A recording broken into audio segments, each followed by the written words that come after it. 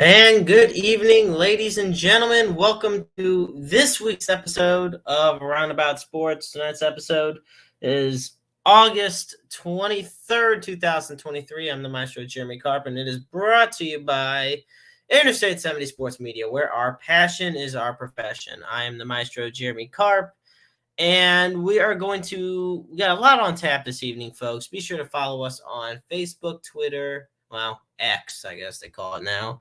Facebook, X, and our official YouTube channel. We're starting things off with some sad news, and that is that Terry Funk has passed away at the age of 79. Funk, whose career spanned over 7 decades, left an indelible mark on the industry. His death was reported first by Ric Flair, as well as Mick Foley. And first thing we're gonna pay tribute to Terry Funk, go over some of his iconic moments in his career, and he was known as the Hardcore Legend, considered one of the greatest professional wrestlers of all time.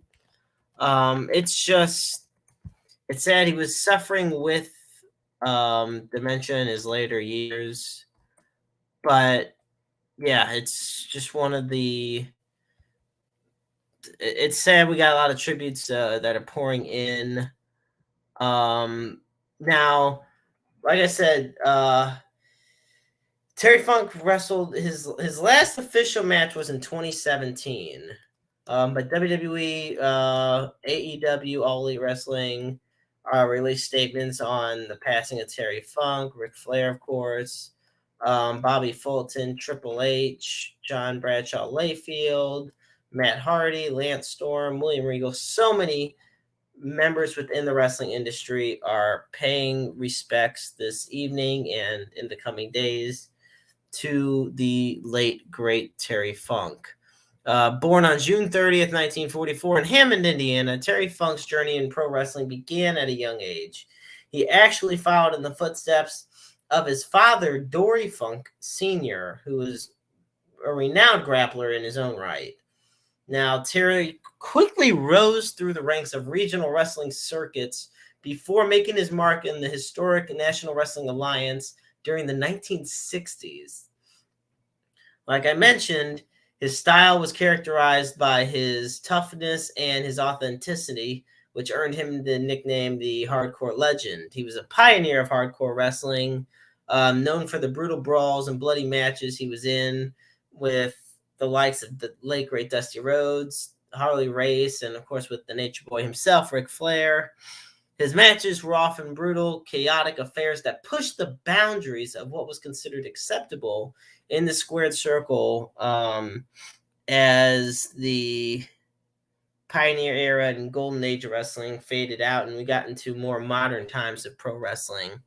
Terry Funk's career actually boasted numerous championship reigns, including the NWA World Heavyweight Championship, which at one point was considered the most prestigious championship you could hold in the world of professional wrestling. He was a key figure in the development of the ECW promotion during the 1990s. And he faced off against stars such as Sabu and Cactus Jack. And he became an ECW World Heavyweight Champion at Barely Legal in 1997. And in 2009, Terry Funk was inducted into the WWE Hall of Fame, solidifying his status as one of the industry's all-time greats. Funk remained active, like I said, in the later years of his life, and with his last match just being 6 years ago. His passing marks the end of a legendary era in professional wrestling. His legacy spans far and wide. I remember writing an article not too long ago about considering, putting him on the Mount Rushmore of professional wrestlers. And, Terry Funk, while has a lasting influence on the business, fans and fellow wrestlers are expressing their condolences. No cause of death has been announced yet, although as I mentioned, he had been suffering from dementia in recent years. So myself, all of us here at Interstate 70 Sports Media wish to send our thoughts and sympathies out to Terry's families, friends, and fans during this most difficult time. Once again, as I said, the late, great Terry Funk passing away at the age of 79. And, just his career spanned 50 years. You see just some of the brutal battles he took part in, the many promotions he was a part of multiple Hall of Fames. And it's a somber day, but the professional wrestling is such a brutal sport, and it's nice to see that he has left such an impact on so many people. And Terry Funk will truly be missed. Stay with us here at Roundabout Sports, as we got plenty more to talk about.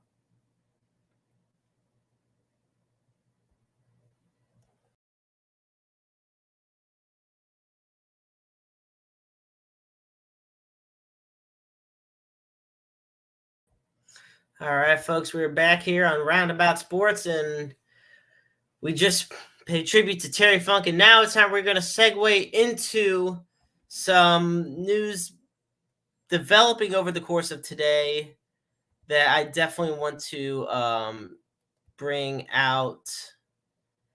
And that is, of course, the ongoing contractual battle with star defensive tackle Chris Jones of the Kansas City Chiefs. Now, this is getting just ridiculous in so many ways. Defensive tackle Chris Jones made it clear on social media he is willing to continue his holdout from Kansas City Chiefs until week 8, and that until then he's willing to forfeit his weekly game checks, which in this case about $1.1 million per, because, quote, I can afford it.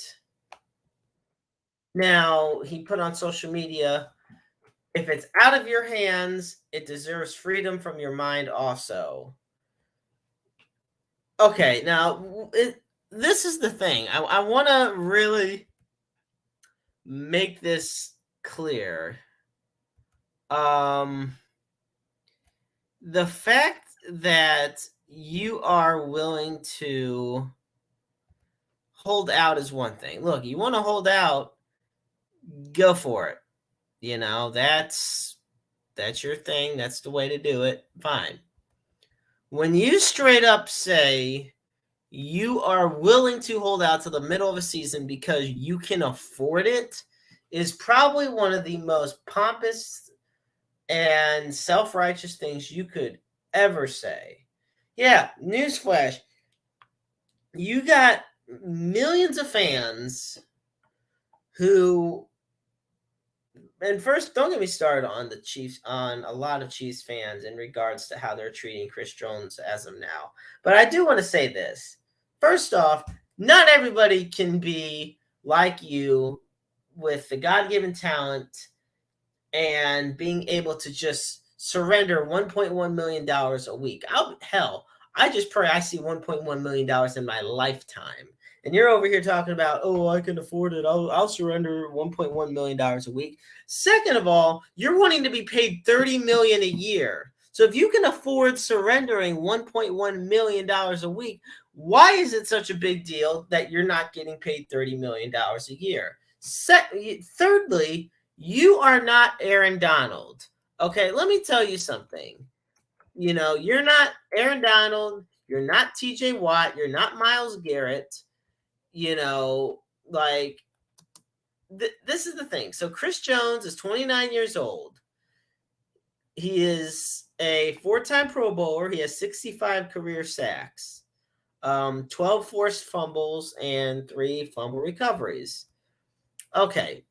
For comparison, let me go to Aaron Donald here. Aaron Donald is a 7-time first team All Pro, 9-time Pro Bowler, 3-time Defensive Player of the Year, a Super Bowl champ, has 103 sacks, nearly 500 tackles, 24 forced fumbles, 7 fumble recoveries. And he's 32. So he's done all that in just 3 more years, basically. I'm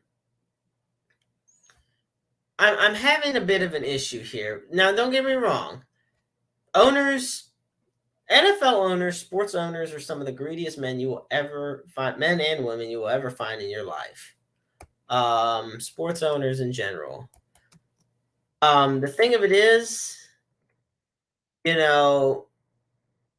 now Chiefs coach Andy Reid said on Wednesday that there's been no communication with Jones, so he's not sure what's going to happen with the star defensive tackles holdout. And Patrick Mahomes, star quarterback, admitted on Wednesday that the holdouts lasted longer than he thought. Mahomes saying, quote, "I don't think anyone expected him to be here now, or not to be here now for that matter, but that's part of the contract negotiation stuff. I'm not looking down on him for anything like that. He has stuff that he's tried to get done that he feels that he needs to get done right now. I respect his decision." And so in 2020, Chris Jones signed a 4-year, $80 million contract. He has 1 season left on that contract. So let's make it clear that Chris Jones isn't waiting for a new contract so he can start playing. He already is under contract for the Chiefs. He's just holding out. Now, for every training camp absence, he is subjected to a daily fine of $50,000 every day he misses. According to the CBA, between the NFL and the Players Association, none of that can be rescinded. He can't earn back any of that money. Once it's gone, it's gone. Jones didn't report for the start of training camp, and the sides are far apart. Reports are coming in on reaching an agreement on the new contract, so it's not like he's coming in anytime soon from the looks of it. Meanwhile, you look at players like Dexter Lawrence and Daron Payne of the Giants and the Commanders, who each signed 4-year, $90 million extensions. The Titans signed Jeffrey Simmons to a 4-year, $94 million deal, and the Jets signed Quinton Williams to a 4-year, $96 million contract.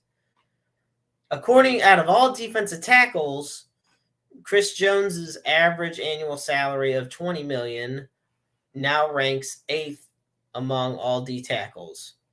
Last year, he tied his career high with 15.5 sacks. He was named first team All-Pro for the first time in his career. And whereas in 2021, 2020, and 2018, he was a second team All-Pro. I'm not saying he's not talented. He is extremely talented. I just feel that if you want to hold out, there's a better way for you to say it, because now you've drawn the ire of the fans. I shared the posts all over social media, and fans are calling for him to just be traded, for the Chiefs to cut ties with him, whereas just a few months ago, everybody adored him and loved him and was so thankful he's on the team, and now they don't want anything to do with him. But that's neither here nor there. Nevertheless, I will just say that, I don't know when Chris Jones will come back to the Chiefs. And yes, he is going to lose a hell of a lot of money. You can be a multimillionaire and still lose a hell of a lot of money. And that's where Chris Jones is at right now with the Chiefs. And he says he can afford it, so more power to him. I'll just tell you this: I do a lot more with 1.1 million than he's doing, letting it get thrown away. But once again, I digress. So with that, we're going to transition to some more NFL preseason notes, as we are just a couple weeks away from opening week in the NFL with week 1 of the 2023-24 NFL season. So, and perhaps aside from what's going on with Chris Jones, one of the biggest news stories coming out of the NFL today is that Jets wide receiver Corey Davis is retiring suddenly from the NFL at 28 years old. So he announced his intentions on Instagram on Wednesday afternoon. The team placed him on the reserve retired list. And this is what Corey Davis wrote. Quote, "For some time now, I've contemplated stepping away from the sport of football. This decision has not been easy. Although I am a deep person, I am a man of a few words. I've been searching my heart for what to do, and I feel that stepping away from the game is the best path for me at this time. I have more blessings than I could have ever imagined. I have an amazing family, a beautiful wife, and 2 healthy children that I look forward to spending more time with. I'm truly grateful for all the opportunities I've had and will continue to have on my journey. Thank you to family and friends and the Jets organization for supporting me through this process." Corey Davis has been on a personal leave of absence recently, and now we know why. And the number 5 overall pick by the Titans in 2017, Davis had a rough start to his career with injury-riddled 2017 season. He missed 5 games. And over 4 years with the Titans, he had 2,851 yards, 11 touchdowns, and 207 catches. Nothing flashy, but at the same time, the Titans' offense with Derrick Henry, that passing weapons weren't given as much a chance to shine as they could. In 2020, he had 984 yards and 5 touchdowns. Now in 2021, he signed a 3-year deal with the Jets. He missed 8 games in 2021 due to injury and another 5 last year due to injuries as well. So,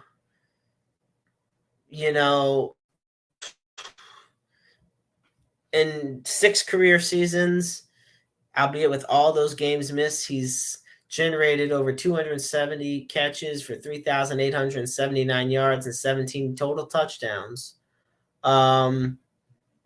And with Aaron Rodgers now being the new starting quarterback for the New York Jets, eyes were on Corey Davis to shine and break out, even though there were new receivers that joined the Jets, such as Randall Cobb and Allen Lazard this offseason. But as it's made clear, there's more important things in life than football. And so,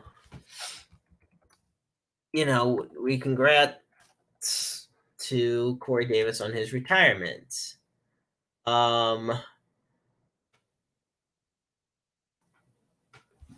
With that, we're going to go to our next tab, is the fact that with the 49ers now tabbing Sam Darnold as their backup quarterback behind Brock Purdy, Lance has been moved down to 3rd on the depth chart, but now they're thinking that they might be trading the former number 3 overall pick. So he went from being number 3 overall in the NFL draft to the potential future guy to the guy to possibly not even being on the team anymore.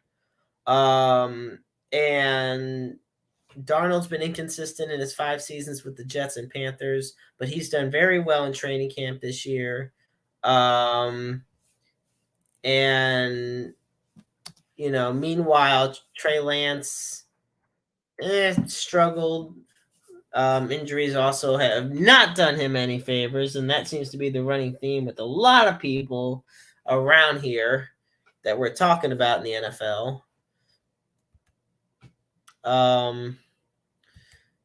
Speaking of players that injuries have never been too kind to, our final story that I want to bring up is Tua Tagovailoa, and this is so basically ESPN's Ryan Clark, who spent 13 years as a defensive back in the NFL, recently suggested that Tua didn't appear to be in shape based on his appearance in training camp, even going as far to suggest that the QB spent too much time getting off-season tattoos.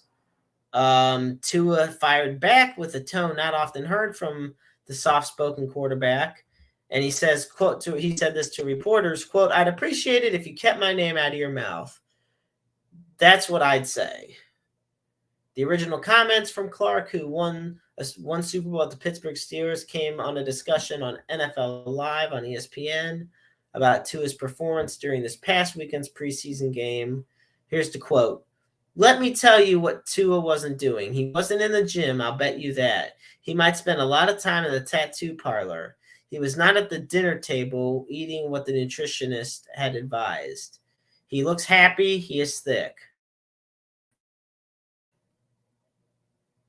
And I'll be honest, for an easygoing, laid-back, soft-spoken guy, Tua fired back with this one. He said, quote, "I mean, Clark probably knows more about me than I know about myself. I don't know. Ryan's been out of the league for some time. I don't know. It's a little weird when other people are talking about other people when they're not that person. It was just a little weird. Like my background, I come from a Samoan family. Respect is everything. But if it does get to a point where, hey, let's take it a little easy on that, buddy, because I think we're pretty tough-minded people. And if we need to get scrappy, we can get scrappy too, just saying." Well, that's pleasant to know, because next on Celebrity Boxing, we're going to have Tua Tagovailoa going up against Ryan Clark. Okay, we're not really, but that would be pretty damn funny in my opinion. All right. So with that, we're going to switch over now. Yes, as my dad has pointed out here in the comments, a big congratulations to the Spain women's national football team on winning the Women's World Cup for 2023. And I mean, it's the 2023 FIFA Women's World Cup took place between July 20th and August 20th. Spain beat England in the final matchup. Third place was Sweden, and fourth place was Australia. So not too shabby whatsoever. And by a lot of people, the competition's been described by fans as as the best women's World Cup in history. And people are praising that they hosted it in Australia and New Zealand and was the most attended edition of the Cup ever held. And of the 8 teams making their first appearance, Morocco were the only one to advance to the round of 16. Meanwhile, the United States, who were the 2-time defending champs, were knocked out in the round of 16 by Sweden, the first time the team had not made the semifinals and the tournament, and the first time the defending champs failed to progress to the quarterfinals of the tournament as well. So a big congratulations to Spain on their Women's World Cup victory. Like I said, folks, this is Roundabout Sports, presented by Interstate 70 Sports Media. I'm the maestro, Jeremy Karp. And I do want to finish up here, wrapping it up by talking about the Royals, Kansas City Royals, I should say, and their new stadium proposals. So they've officially unveiled multiple models and designs for their new stadium.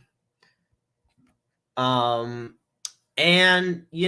it's I'm not gonna lie, it's pretty interesting, and bear with me as for those that are watching this on the Facebook or YouTube channel, um, obviously I'm pulling it up. If you're listening to us on Spotify or Breaker or Google Podcasts or any podcast, you're not gonna be able to. I am currently working on trying to get.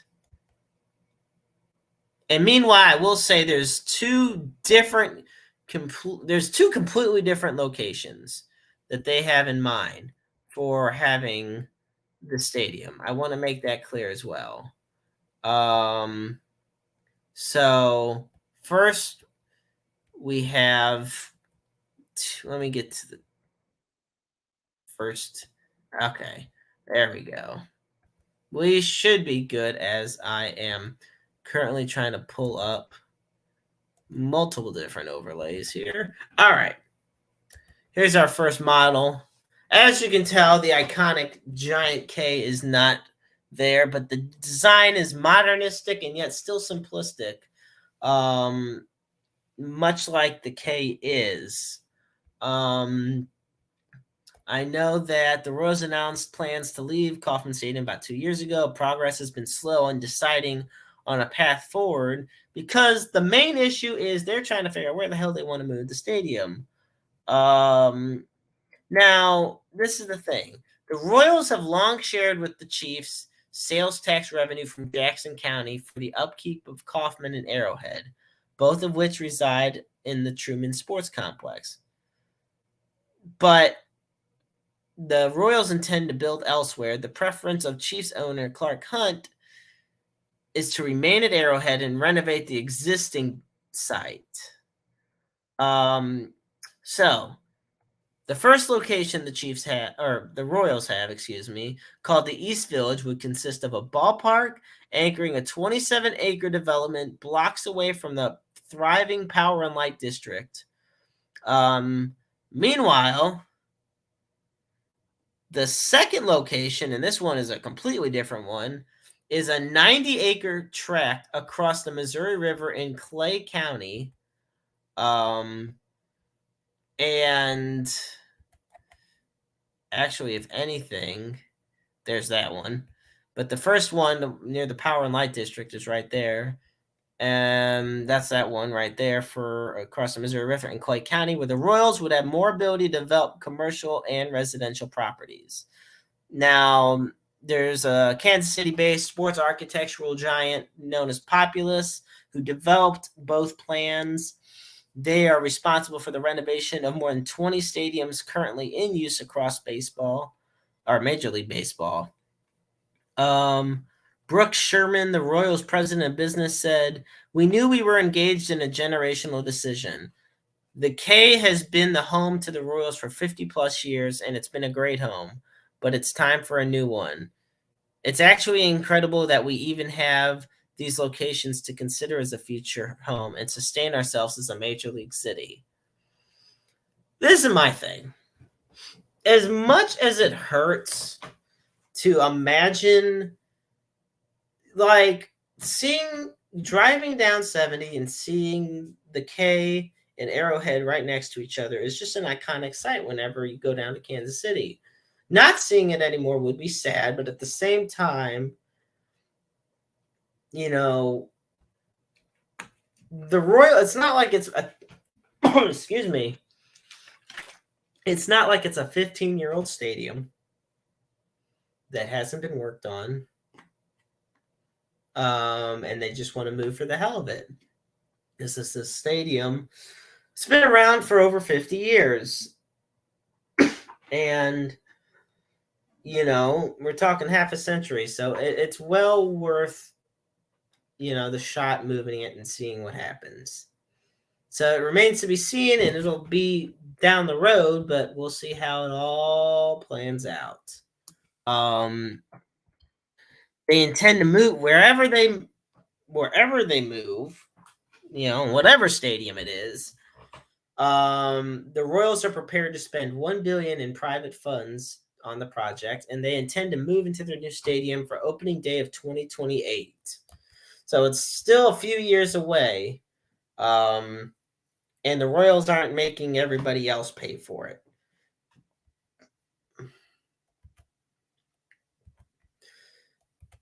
So with that, folks, excuse me, we are going to wrap up this evening on Roundabout Sports.